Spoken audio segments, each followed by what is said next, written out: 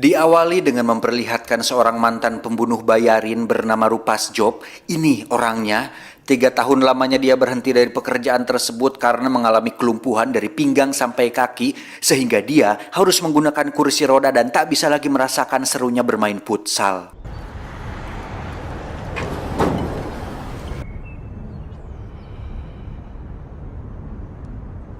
Suatu hari Rupas Job pun tak sengaja bertemu dengan dua penyandang disabilitas lain. Ada Barba yang masih bisa dipaksakan berjalan meskipun harus oleng-oleng sedikit dan juga mengalami tremor pada kedua tangannya. Dan satu lagi ada Dani, tidak pakai Aditya, mengalami kelainan tulang punggung sehingga selain harus menggunakan kursi roda, Dani juga harus sering rebahan untuk mengurangi rasa sakit di punggungnya.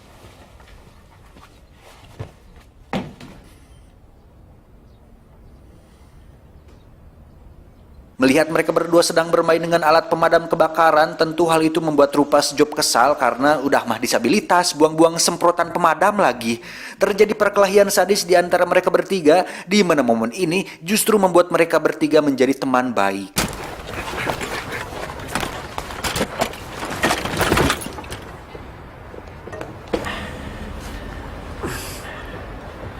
Hát persze, hogyha nem használod az izmaidat, akkor elhalnak.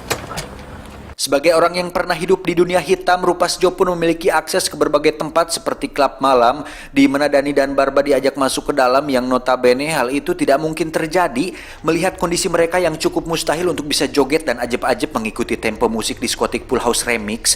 Namun tidak ada yang tidak mungkin di dunia ini jika ada cuan, karena dengan cuan, Rupas Job meminta mereka para penjaga untuk menuntun dan menggotong mereka untuk kemudian minum bersama dan menikmati orang-orang yang sedang berpesta. Dani pun sempat berpikir, sudah mah disabilitas, maksiat lagi.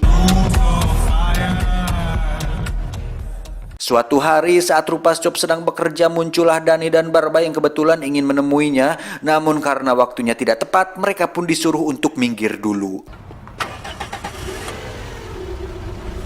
Ada 4 preman yang harus diajak negosiasi oleh Rupas Job, di mana mereka nampak meremehkan kondisinya yang difabel. Hingga saat Rupas Job menghina balik, si preman pun akhirnya kesal kemudian menusuk paha Rupas Job, yang mana hal itu sangat sia-sia sekali karena selain kakinya lumpuh dan tidak merasakan apa-apa, Rupas Job pun langsung menembak mereka berempat sampai tewas saat itu juga.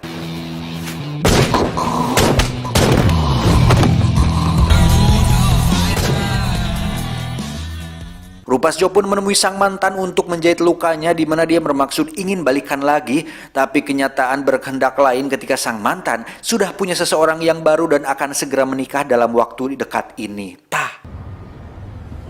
Hozzámegyek.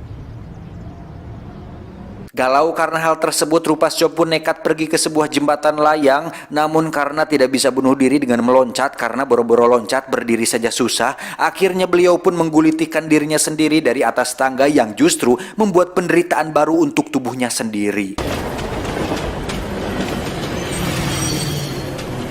Singkat cerita, kita akan melihat bosnya dari Rupas Job, namanya Rados. Ini bebenguknya, seorang mafia yang gemar mengoleksi anjing galak, di mana beliau memiliki tugas baru untuk Rupas Job, yaitu membunuh seseorang yang penting tepat di pusat kota. Selain tidak akan dicurigai karena orang akan berpikir tidak mungkinlah seorang penyandang disabilitas menjadi pembunuh bayaran, karena koprol dan egrang saja susah apalagi membunuh. Satu syarat yang diajukan Rados yaitu tidak boleh ada orang lain yang ikut campur atau membantunya, karena ini adalah misi rahasia yang tidak boleh ada orang lain yang mengetahuinya. Annyi, tudod? Di sisi lain kita akan melihat kehidupan normal Dani dan Barba, tidak normal sih sebenarnya, di mana Dani ini sangat pandai sekali menggambar dan bercita-cita untuk membuat sebuah komik dengan Rupas Job sebagai tokoh utamanya, dan karena alasan itu pula lah mereka berdua mau diajak mengikuti aktivitas yang dilakukan oleh Rupas Job ini. Dengan pura-pura memberi makan burung, Rupas Job pun mengajak Dani dan Barba untuk ikut mengintai si target, yang mana strategi tersebut berhasil membuat si target terbunuh tanpa dicurigai sedikit pun.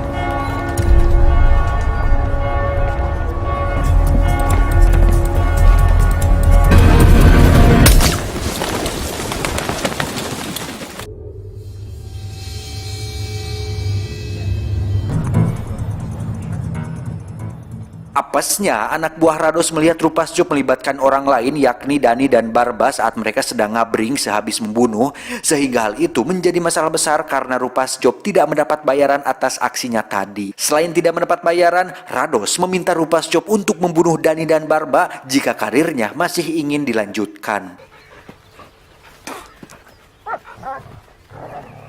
Tak punya pilihan lain, Rupas Job pun terpaksa mengajak mereka berdua memancing ke danau, yang mana tugas membunuh Dani dan Barba merupakan tugas paling mudah dalam sejarah pembunuh bayarannya, karena selain tidak memerlukan senjata dan strategi yang ribet, hal itu sangat-sangatlah mudah karena hanya dengan mendorong mereka berdua ke air. Tentu hal itu akan membuat mereka tenggelam karena tidak bisa hanyut ke daratan.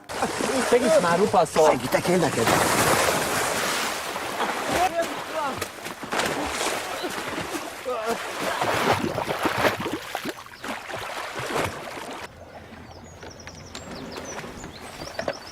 Saat akan pergi, Rupas Job pun tiba-tiba berubah pikiran lalu kembali menolong mereka berdua, dan entah bagaimana caranya dia menolong karena dia sendiri butuh pertolongan. Tapi sebagai permintaan maaf, Rupas Job pun mengundang beberapa wanita dan mengadakan pesta kecil-kecilan di rumahnya. Esoknya Rupas Job kembali menemui Rados untuk memberitai bahwa dia sudah membunuh Dani dan Barba, di mana hal itu lagi-lagi ketahuan saat Rados tak sengaja melihat mereka bertiga sedang bersama tepat di depan warung Teh Yuli. Untuk memberi pelajaran kepadanya, Rados pun menjebak Rupas Job dengan menugaskan dia membunuh seorang target, di mana target tersebut katanya hanya memiliki 3-4 pengawal, sehingga hal itu akan cukup mudah untuk dilakukan. Tanpa pikir panjang, Rupas Job ditemani Dani dan Barba pun langsung pergi ke lokasi, di mana mereka berdua disuruh untuk menunggu di mobil, sementara dia akan masuk sendirian dan melakukan aksinya tersebut. Into dark shades and your Benjamin crown. Now won't you come see me outside the town? Far side of town. Saat sudah berhadapan langsung, Rupas Job pun langsung menembak mereka semua, yang mana dia cukup terkejut ketika melihat targetnya lebih dari 4 orang. Namun dengan keyakinan dan ambisinya untuk bergabung dengan Paskibra, Rupas Job pun langsung membantai mereka semua sampai tak tersisa.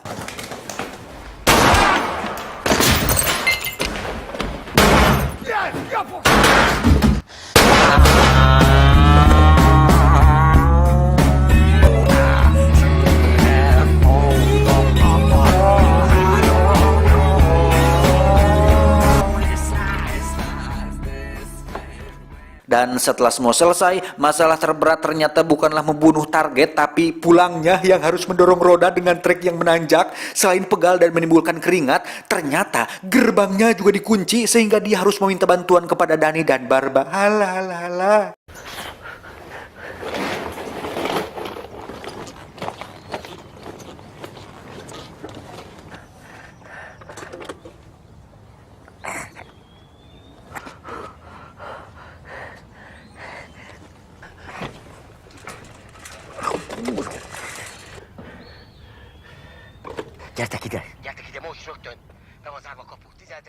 Tak lama terdengar suara sirine mobil polisi sehingga situasi ini semakin merepotkan, di mana Dani akan mencoba untuk mengalihkan perhatian, sementara Barba akan menabrakkan mobilnya ke gerbang agar Rupas Job bisa lolos dari sana.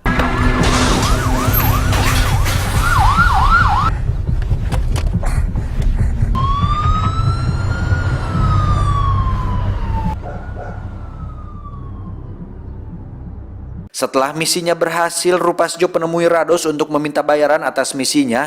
Namun Rados yang terkejut sekaligus bingung bagaimana dia masih tetap hidup, langsung menggantungnya pada sebuah tali dan meninggalkan dia sendirian di sana.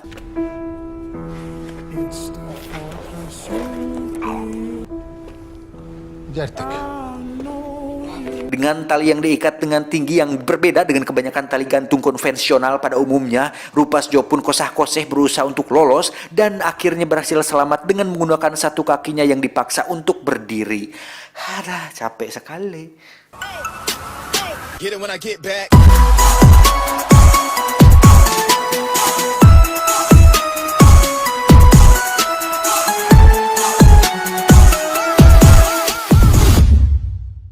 dan akhirnya berhasil selamat dengan menggunakan satu kakinya yang dipaksa untuk berdiri.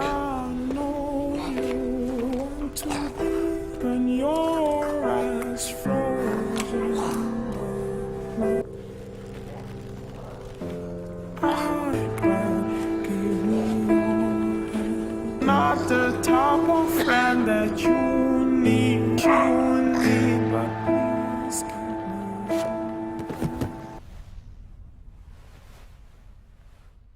Singkat cerita, tepat pada hari pesta pernikahan mantan kekasihnya, Rupas Job pun datang sesuai undangan dan membuat kekacauan di sana, di mana hal itu menjadi masalah ketika beberapa teman si mempelai pria mengganggunya saat pesta sudah usai. Beruntung ada Dani yang datang, di mana dia mengancungkan sebuah pistol yang langsung membuat mereka semua ketakutan dan tak mengganggunya lagi. Esoknya, Rupas Job CS pun berniat untuk membalas dendam kepada Rados dengan mendatangi rumahnya ketika dia sedang sendirian. Lantas dengan sebuah tabung pemadam yang sudah diletakkan, Rupas Job pun menembaknya sehingga membuat semua anjing galaknya kabur meninggalkan Rados.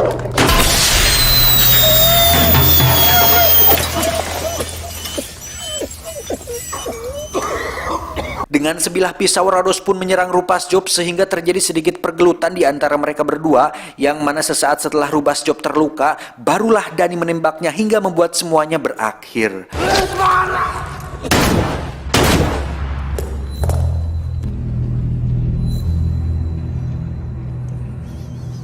Setelah Rupas Job tewas, Dani pun mengambil semua uangnya dan melanjutkan kembali hidup normalnya, hidup disabilitasnya dengan menjadi seorang pengarang komik dengan Rupas Job sebagai tokoh utamanya.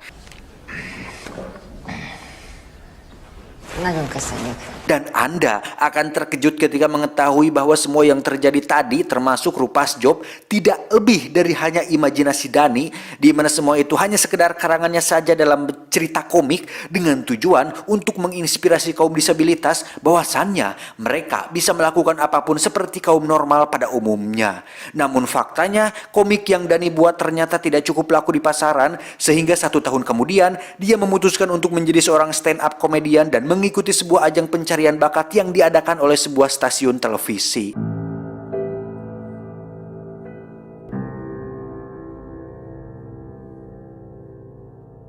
Tamat ending yang cukup mendifabelkan.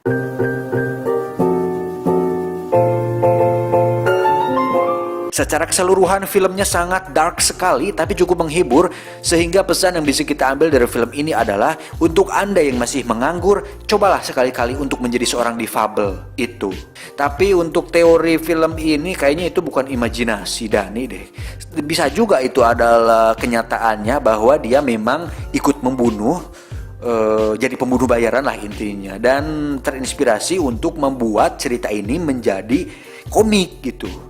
Jadi si Rupas Job dan semua adegan tadi itu nyata dan terinspirasi dari situ. Tapi nggak tahu juga sih, tidak dijelaskan di filmnya sendiri. Mungkin asli, mungkin bukan.